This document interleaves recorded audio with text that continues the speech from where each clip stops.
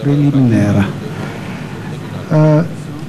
Messieurs et mesdames les avocats des parties civiles et victimes, la Chambre donne également la parole pour éventuellement faire vos observations si par ailleurs vous en avez.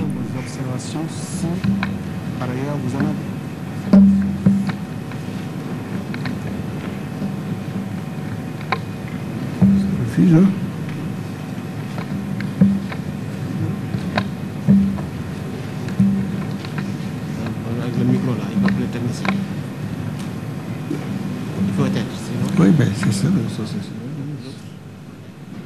Non, comme ça. Le technicien, il faut faire appel au technicien.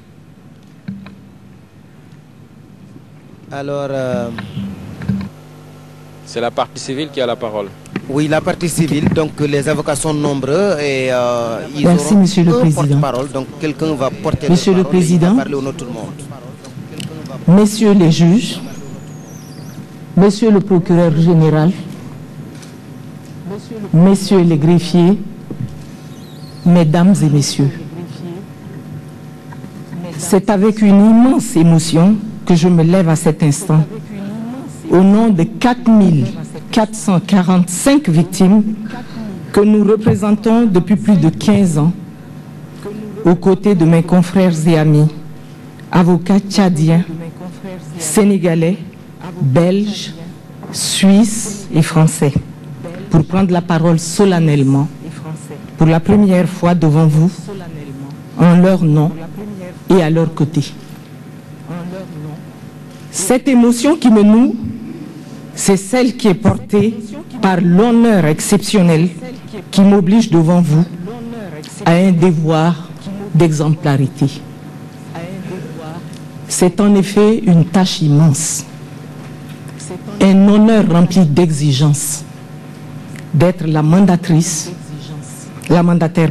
avec mes confrères de ces milliers de victimes de crimes de sang terribles, d'être la porte-voix des sans-voix, des disparus, des morts, des suppliciés, de tous ceux qui, à cause des crimes d'Hissène-Habré, ne pourront jamais venir témoigner devant vous. C'est un immense honneur aussi de porter, sans le moindre esprit de vengeance, mais avec une détermination absolue, la voix des victimes devant vous. Monsieur le Président, Messieurs les juges, vous qui avez aussi l'honneur et la mission d'incarner cette tâche d'ouvrir pour la première fois dans l'histoire de l'humanité, en terre africaine, un procès exceptionnel, inédit, sans précédent, le procès d'Hissène-Habré. Selon les témoignages de mes mandants que vous entendrez ici, Hissène-Habré est un dictateur terrible, redouté. Hissène-Habré, le bourreau de son peuple, le peuple tchadien, durant presque une décennie. Pendant des semaines, va être mis à jour, autopsié, détaillé, un système de répression dont Hissène-Habré a été le pivot, le chef d'orchestre, le donneur d'ordre, l'instigateur.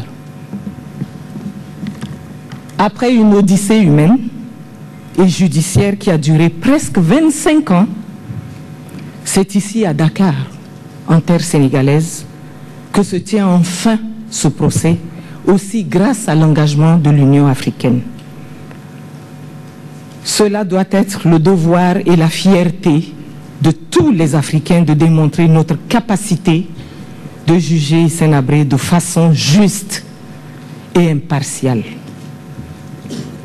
Il en fallut de l'obstination, de la patience pour que les victimes ne se découragent pas face à tous les obstacles qui se sont présentés et que nous avons su surmonter avec l'aide des organisations non gouvernementales et de tant d'anonymes que je veux ici saluer et remercier. Face à la tentation du fatalisme et de la résignation, ces victimes ont opposé la force de leur conscience. Le droit est ici notre allié et seule sa force et la force de la vérité guideront nos pas et nos mots à l'abri de toutes les provocations et sans céder jamais à notre exigence d'un respect sans réserve de tous les principes qui permettent à une justice en étant équitable d'être respectable. Ces victimes qui sont derrière moi, qui sont au Tchad et ailleurs, vous écoutent, nous écoutent. Le monde vous regarde, le monde nous regarde. Ce procès est aussi celui de l'humanité tout entière. Et c'est au nom de l'humanité tout entière, une humanité qui Sénabré n'a jamais accordé à ses victimes, que vous rendrez un verdict dans ce procès. Votre tâche, notre tâche est immense. Nous en serons dignes. Je vous remercie.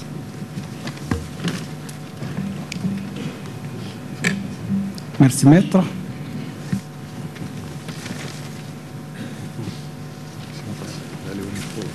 Alors c'était donc le message du porte-parole des parties civiles et victimes au nom des avocats sénégalais, tchadiens, belges, français et